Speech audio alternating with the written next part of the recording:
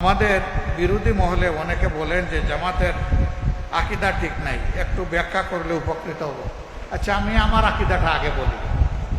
আমার আকীদা হচ্ছে আমার আল্লাহ ওয়াহেদ, তার সমস্ত জাত এবং সিফাতের দিক থেকে তার কোনো শরীক নেই, তিনি লা শরীক।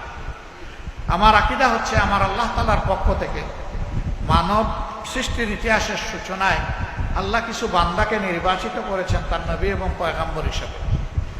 প্রথম নবী হচ্ছেন হযরত আদম আলাইহিস সালাম, শেষ নবী হচ্ছেন মুহাম্মদুর রাসূলুল্লাহ সাল্লাল্লাহু আলাইহি ওয়াসাল্লাম।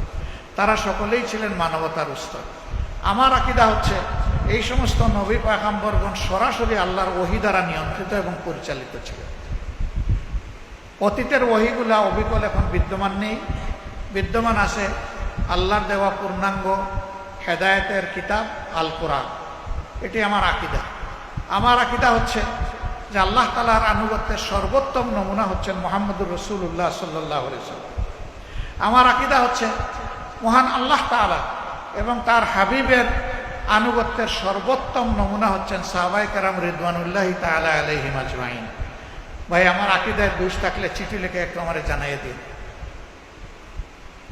আমার জানা মতো আমাদের সহকর্মীদের আকীদাই থেকে রিসেন্টলি এরকম একটা দিনী সংগঠনের সাথে বসেছিলাম, তো তারা একটু বিনয়ের সাথেই বললেন যে এই সমস্ত বিষয়ে টুকটাক একটু কথাবার্তা আছে। তো যখন বললাম, বলে যে এগুলো তো আমরাও জানি না। আমি বললাম, ভাই আপনারা জানবেন কিভাবে? আপনাদেরকে তো একসাথে বসতে দেওয়া হয়নি রে ভাই। আমরা যদি বসতে পারতাম, যত বসতাম ততই একে অন্যকে আমরা বুঝতে পারতাম, ততই ভালোবাসা বেড়ে যেত, ভুল বুঝাবুঝি দূর হয়ে যেত। আমাদের এই বসা ভালোবাসা যত বাড়বে ইনশাআল্লাহ দিনের ক্ষেত্রে কোনো ভুল বোঝাবুঝি থাকবে না। তো একজন আবেগের আতিশয্যে বলে ফেললো, তাইলে আগামী 8 তারিখের মহাসমাবেশে এই কথাগুলো বলে দেন। আমি বললাম, না, এটা মহাসমাবেশের সাবজেক্ট না।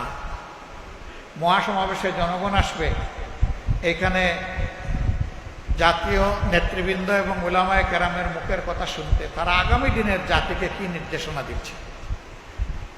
বরঞ্চ আপনারা একটা বড় এই ধরনের মেহমানদারির আয়োজন করেন, সেখানে বিশিষ্ট উলামায়ে কেরাম সকল মহলের থাকবেন। আমরা ইনশাল্লাহ হাজির হয়ে যাব যদি আপনাদের দাওয়াত পাই। সেই দাওয়াতে এই কথাগুলো আমরা মন খুলে আলোচনা করব। তখন আর আশা করি কোন ভুল বুঝাবুঝি আমাদের থাকবে না। আমরা আমাদের আকীদা সম্পর্কে আলহামদুলিল্লাহ আস্থাশীল যে আমাদের আকীদা আল্লাহ তাআলার মেহেরবানিতে আল্লাহ যেমনটা চান তেমনই আছে। আলহামদুলিল্লাহ।